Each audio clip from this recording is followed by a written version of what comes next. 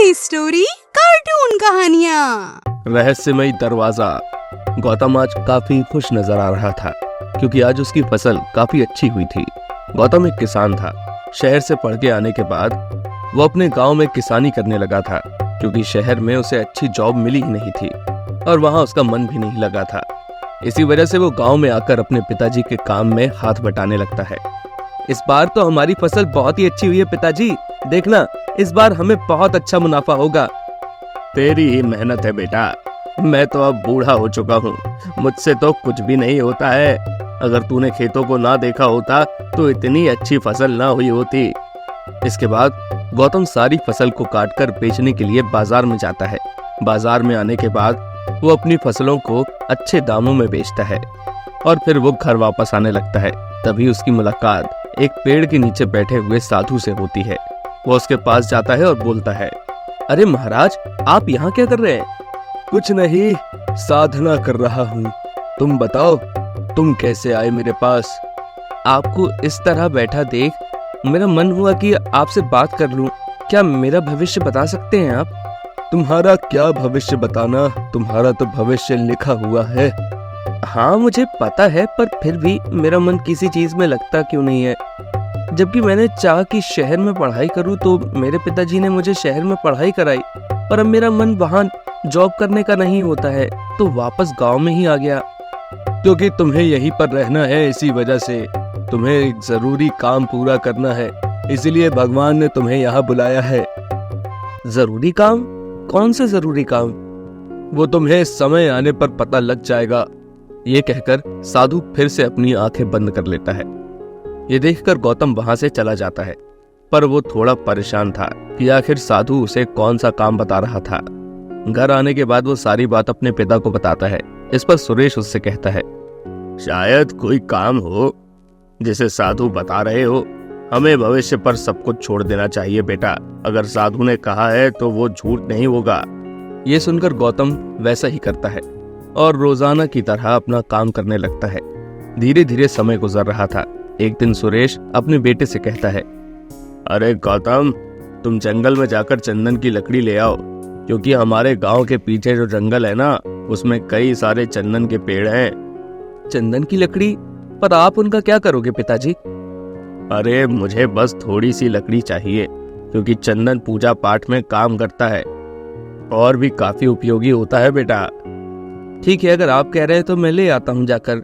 और ये कहकर गौतम जंगलों के लिए निकल जाता है। जंगलों में आकर गौतम चंदन का पेड़ ढूंढने लगता है। तभी उसे कुछ रोशनी दिखाई देती है। उस रोशनी को देखकर वो काफी हैरान होता है। अरे जंगल में इतनी रोशनी पहले तो मैंने कभी नहीं देखी, मैं तो कई बार जंगल में आया हूँ। ये कहकर वो उसी तरफ चला जाता है। वहां जाकर वो काफी हैरान होता है क्योंकि जंगलों के बीचों बीच एक दरवाजा था। उस रहस्यमयी दरवाजे को देखकर वो अपने आप से कहता है, अरे जंगल के बीचों बीच दरवाजा, ये कहाँ से आ गया? इससे पहले मैंने तो इसे कभी नहीं देखा। इसके बाद वो इधर उधर देखता है तो वहां कोई नहीं था, सिर्फ वही दरवाजा था और दरवाजे के पीछे भी कुछ नहीं था। बड़ी अजीब बात है, सिर्फ ये दरवाजा ही है, ना ही दरवाजे के इधर कुछ है ना ही उधर, खाली दरवाजा जंगल में किसने रख दिया? ये कहकर वो जैसे ही दरवाजे को छूता है वो दूसरी दुनिया में पहुंच जाता है। वहां बहुत सारे हीरे जवाहरात, सोना चांदी रखा हुआ था। गौतम उस दुनिया को देखकर काफी हैरान होता है। अरे यहाँ पर तो सिर्फ सोना चांदी है, ये कौन सी दुनिया है? मैं कहाँ आ गया? ये तो माया जाल लग रहा है। तभी गौतम को किसी की आवाज सुनाई देती है, पर वहां कोई दिखाई नहीं दे रहा था। तभी गौतम को फिर वो आवाज सुनाई देती है, कौन है यहाँ? जो कोई भी है मेरे सामने आओ। पर आप कौन हैं? आप मुझे दिखाई क्यों नहीं दे रहे हैं? तभी एक सोने का इंसान गौतम के सामने आता है। उसे देखकर गौतम काफी हैरान होता है। अरे आप तो सोने के इंसान हैं, आप बोल कैसे सकते हैं? मैं इस दुनिया का राजा हूँ, तुम इस दुनिया में क्या कर रहे हो? ये सोने की नगरी है, यहाँ सब कुछ सोने चांदी और हीरे का है।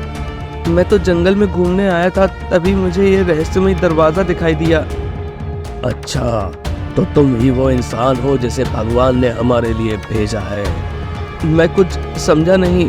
भगवान ने आपके लिए मुझे कैसे भेजा? मैं हाँ, हमें तुम्हारी जरूरत है। तुम ही हमारी मदद कर सकते हो। हमारी दुनिया पर एक राक्षस कब्जा करके बैठा है और उसे तुम ही रोक सकते हो।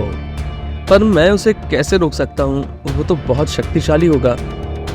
हाँ, शक्तिशाली तो है, पर उसे श्राप है कि उसे सिर्फ इंसान ही मार सकता है और हमारी दुनिया में कोई इंसान नहीं है। और ये कहकर वो सोने का राजा उसे एक तलवार देता है और उससे कहता है, चलो मैं तुम्हें उस राक्षस के पास ले चलता हूँ, क्योंकि हमें उससे आज़ादी चाहिए। और ये कहकर वो उसे एक सोने की पहाड़ी पर ले जाता है। पहाड़ी पर आने के बाद गौतम काफी हैरान होता है, क्योंकि उसने कभी नहीं सोचा था कि वो राक्षस सोने का बना होगा और बहुत ही बड़ा होगा। राक्षस जब गौतम को देखता है तो गुस्से से बोलता है, तू यहाँ क्या कर रहा है? चला जा, वरना मारा जाएगा। ये सुनकर गौतम बुरी तरह घबरा जाता है और वो उससे बोलता है, हाँ हाँ मैं जा रहा हूँ। ये तुम क्या कर रहे हो? तुम्हें लड़ना है, ना कि जाना है, वरना तुम इसी दुनिया में कैद हो जाओगे। क्या? नहीं नहीं, मुझे अपने घर जाना है। तो तुम्हें पहले इस राक्षस को मारना होगा। अब गौतम के सामने कोई चारा नहीं बचा था। अगर उसे घर वापस जाना था तो उसे उस राक्षस से भी लड़ना पड़ेगा। और आखिरकार वो राक्षस से लड़ाई करने का फैसला करता है। ये सुनकर राक्षस काफी गुस्से में आ जाता है और वो गौतम पर हमला कर देता है। और जो राजा ने तलवार दी थी उससे गौतम भी राक्षस पर हमला कर देता है, जिससे राक्षस घायल हो जाता है। ये देखकर राजा बहुत ही खुश होता है। ये तुम अच्छा नहीं कर रहे हो। अब तुम्हें मेरे हाथों से कोई भी नहीं बचा सकता है। और ये कहकर राक्षस गौतम को एक मुक्का मार देता है, जिससे गौतम के मुंह से खून निकलने लगता है और गौतम उठता है और फिर लड़ने लगता है। काफी देर लड़ाई के बाद गौतम कहता है, अब मैं इसे खत्म कर देता हूँ, बहुत हो गई लड़ाई। ये कहकर वो तलवार को राक्षस के पेट में मार देता है, जिससे राक्षस मर जाता है। राक्षस के मरते ही सोने का राजा बहुत खुश होता है और गौतम से कहता है, तुम्हारा बहुत बहुत धन्यवाद, तुमने हमें इस राक्षस से छुटकारा दिलवाया। अब मुझे घर जाना है, जल्दी से मुझे घर भेजो। मुझे यहाँ नहीं रहना, मुझे बस अपने घर जाना है। मुझे इस माया जाल से दूर जाना है। मुझे यहाँ एक सेकंड भी नहीं रहना अब। हाँ हाँ, तुम जिस रहस्यमय दरवाजे से आए थे उसी से चले जाओ, और तुम्हें जितना सोना चांदी ले जाना है तुम ले जाओ। ये हमारी तरफ से उपहार है तुम्हारे लिए। और ये सुनकर गौतम बहुत खुश होता है और वो वहां से थोड़ा सोना चांदी ले जाता है। फिर उसी रहस्यमय दरवाजे से बाहर आ जाता है। रहस्यमय दरवाजे से बाहर आने के बाद वो बहुत ही खुश था। वहीं उसे अब समझ में आ जाता है कि साधु उससे किस काम के बारे में बात कर रहा था। रहस्यमय हवेली। अरे वाह, आज कितने दिनों के बाद हम लोग किसी गांव में आए हैं। हाँ, तुमने बिल्कुल ठीक कहा। वैसे ये गांव देखने में कितना सुंदर है। मुझे ये गांव नहीं देखना, बल्कि मैं यहाँ जिस काम के लिए आई हूँ वो करना है। हाँ, मुझे पता है तू यहाँ किस काम के लिए आई हो। वैसे तुम्हें डर नहीं लगता क्या ऐसे काम करते हुए? अरे डरने की क्या बात, मैं तो तुम लोगों के साथ हूँ ना, तुम लोगों को फिर भी डर लगेगा? हाँ, ये तो तुमने बिल्कुल ठीक कहा। चलो गांव के मुखिया से मिलते हैं। और ये कहकर वो सभी मुखिया के पास गए। मुखिया ने जब उन लोगों को देखा तो उनसे कहा, आइए आइए, आप लोगों का स्वागत है। आपसे हमारी फोन पर बात हुई थी ना? हाँ, आपने बिल्कुल ठीक कहा, हम वही है। मेरा नाम है टीना, ये आयुषी और ये मयंक है। हम लोग यहाँ उस रहस्यमयी हवेली के बारे में पता करने आए हैं। और वैसे मुझे उस हवेली के बारे में ज्यादा जानकारी तो नहीं है, क्योंकि कोई भी उस हवेली में नहीं जाता है। सभी का मानना है वहाँ पर भूत रहते हैं, भूत। इस वजह से मैं यही कहूँगा कि आप लोग भी वहाँ ना जाएं। हम भूत प्रेतों में विश्वास नहीं करते हैं, और वैसे भी आज के समय में भूत प्रेत कहाँ रखे हुए हैं। आप बस हमें उस हवेली तक पहुँचा दीजिए, बाकी हम सब संभाल लेंगे। ठीक है, पर अगर कुछ हुआ तो आप हमारा नाम नहीं लेंगे, क्योंकि गांव वाले फिर मुझे ही दोषी ठहराएंगे। आप चिंता क्यों कर रहे हैं? किसी को कुछ भी पता नहीं लगेगा, और वैसे भी हमने अभी तक इस बारे में किसी को कुछ नहीं बताया है। ये सिर्फ हमारे बीच की बात है। ये सुनकर मुखिया थोड़ा निश्चिंत हुआ पर फिर भी उसे डर लग रहा था यदि किसी को पता लग गया कि ये लोग हवेली में जाने के लिए आए हैं तो मुखिया मुसीबत में पड़ जाएगा। जैसे ही रात हुई, मुखिया ने उन लोगों को हवेली का रास्ता बता दिया। वो लोग सारा सामान लेकर हवेली की तरफ निकल लिए। हवेली के पास पहुंचकर उन्होंने देखा हवेली काफी पुरानी थी और उसमें एक बड़ा सा ताला लगा हुआ था। ताले को देखकर आयुषी ने कहा, अरे हम लोग इसके अंदर जाएंगे कैसे? यहाँ तो ताला लगा है। तुम चिंता क्यों करती हो? जरूर यहाँ पर कोई दूसरा रास्ता होगा। और ये कहकर वो लोग इधर उधर दूसरा रास्ता ढूंढने लगे। तभी उन्हें एक खिड़की दिखाई दी और वो सभी उसी रास्ते हवेली में प्रवेश कर गए। हवेली के अंदर जाने पर उन्होंने देखा हवेली के अंदर काफी अंधेरा था। तभी मयंक ने टॉर्च जलाई और हवेली में थोड़ी रोशनी हुई तो देखा चारों तरफ जाला लगा हुआ था। ये हवेली कितनी पुरानी है, लगता है यहाँ पर कोई नहीं आता है। हाँ, तुमने बिल्कुल ठीक कहा। मुखिया भी यही कह रहा था कि यहाँ पर भूतों का साया है। चलो आज पता लगा ही लेते हैं कि आखिर इसका रहस्य क्या है। अभी वो लोग ये सब कह ही रहे थे, तभी हवेली का दरवाजा खुलने की आवाज आती है। आवाज को सुनकर वो सभी लोग वहीं पर पड़ी मेज के नीचे छुप जाते हैं। तभी उन्हें उस हवेली में कोई आदमी घुसते हुए नजर आता है, जिसे देखकर वो सभी हैरान हो जाते हैं कि आखिर इस हवेली में कौन आया है। पर किसी की भी हिम्मत नहीं होती कि वो मेज से निकले। तभी टीना मयंक से धीरे से कहती है, मैं मेज से निकल रही हूँ, तुम लोग सावधानी से यही रहना। नहीं, खतरा हो सकता है, पता नहीं वहाँ कौन है। अरे परेशान क्यों हो रहे हो? होगा तो इंसान ही। और ये कहकर टीना मेज से निकलने के लिए होती है, पर तब तक वो आदमी वहां से चला जाता है। अरे नहीं, ये क्या हुआ? वो आदमी तो चला गया। लगता है हमें उसका फिर से इंतजार करना चाहिए। और इसके बाद वो सब भी मेज से निकल आते हैं और हवेली में घूमने लगते हैं। वो हवेली में ऊपर जाते हैं तो वो देखते हैं वहां पर बड़ी बड़ी तस्वीर लगी हुई थी। तभी उन्हें किसी के रोने की आवाज सुनाई देती है। आवाज को सुनकर वो सभी बहुत हैरान हो जाते हैं और उसी तरफ चले जाते हैं जिधर से आवाज आ रही थी। अरे ये आवाज तो इस कमरे पर आ रही है, चलो हम लोग अंदर जाकर देखते हैं। अब मुझे तो बहुत डर लग रहा है। आखिर इस सुनसान हवेली में कौन होगा? अरे डरने की क्या बात है, हम सभी एक साथ चलेंगे। और ये कहकर वो उसी कमरे में चले जाते हैं, पर अंदर कोई भी नहीं होता, जिसे देखकर वो काफी हैरान हो जाते हैं। तभी अचानक दरवाजा अपने आप बंद हो जाता है, जिसे देखकर वो लोग और ज्यादा घबरा जाते हैं। अरे ये दरवाजा किसने बंद कर दिया? अब हम लोग क्या करें? हम लोग यहाँ से कैसे निकलेंगे? अभी वो ये सब कह ही रहे थे, तभी उन्हें किसी औरत की आवाज सुनाई देती है। अगर तुम्हें यहाँ से निकलना है तो तुम्हें मेरी मदद करनी पड़ेगी, वरना इसी हवेली में सड़ते रहो। कौन हो तुम और किस तरह की मदद चाहिए तुम्हें? आखिर हमारे सामने तो आओ, तब तो हम तुम्हारी मदद कर पाएंगे। ये सुनते ही वो दरवाजा अपने आप खुल जाता है और उसके सामने एक चुड़ैल खड़ी हो जाती है। चुड़ैल को देखकर वो सभी बहुत ज्यादा घबरा जाते हैं, पर टीना हिम्मत करते हुए कहती है, कौन हो और तुम्हें कैसे मदद चाहिए?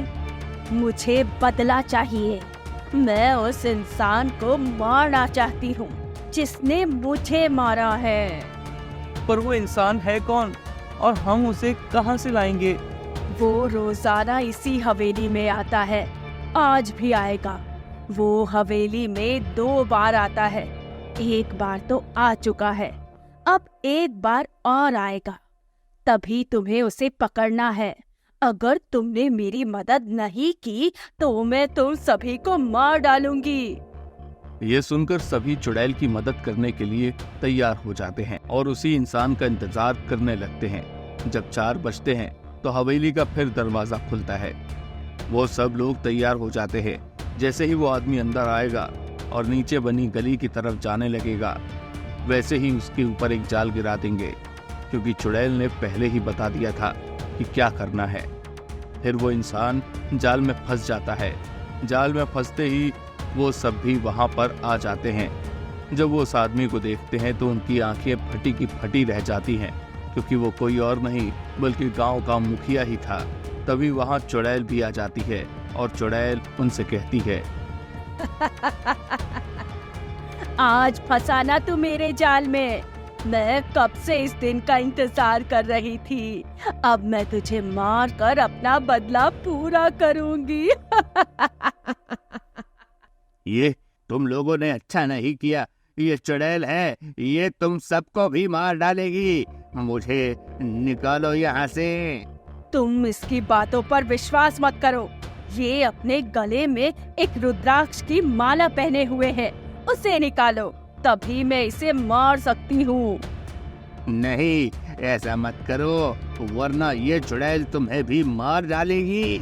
मैं ही तुम्हें इस चुड़ैल से बचा सकता हूँ। और उन लोगों के पास कोई और दूसरा चारा नहीं था, क्योंकि अगर उन्होंने ऐसा नहीं किया तो भी चुड़ैल उन्हें मार ही डालती, और अगर साथ दिया तो भी वो लोग मारे जाते। वो बीच में फंसे हुए थे और मयंक ने मुखिया के गले से वो रुद्राक्ष की माला जबरदस्ती निकाल ली। रुद्राक्ष की माला निकालते ही चुड़ैल ने मुखिया को मार डाला, जिससे सभी बुरी तरह घबरा गए। इस पर चुड़ैल ने कहा, आज मेरा बदला पूरा हो गया। अब मेरी आत्मा को शांति मिल गई। इसने मुझे खजाने के लालच में मार डाला था। ये जिस गली में जा रहा है उसी में एक तहखाना है जिसमें बहुत सारा खजाना है। तुमने मेरी मदद की तो वो खजाना तुम्हारा हुआ। और ये कहकर वो चुड़ैल वहां से गायब हो गई। चुड़ैल के जाते ही वो सभी बहुत खुश होते हैं और उसी तरफ चले जाते हैं। जब वो तहखाना खोलते हैं तो उसमें बहुत सारा खजाना होता है। खजाने को देखकर वो सभी बहुत खुश हो जाते हैं और अब उन्हें भी हवेली का रहस्य पता लग जाता है, और सुबह होते ही वो उस हवेली से चुपचाप निकल जाते हैं। तो दोस्तों, कैसी लगी आपको हमारी कहानी? अगर पसंद आई हो तो लाइक, शेयर और सब्सक्राइब करना ना भूलें, और ऐसी ही दिलचस्प कहानियों के लिए बने रहें हमारे चैनल पर। और हाँ, नीचे कमेंट में अपनी पसंद के बारे में जरूर बताएं।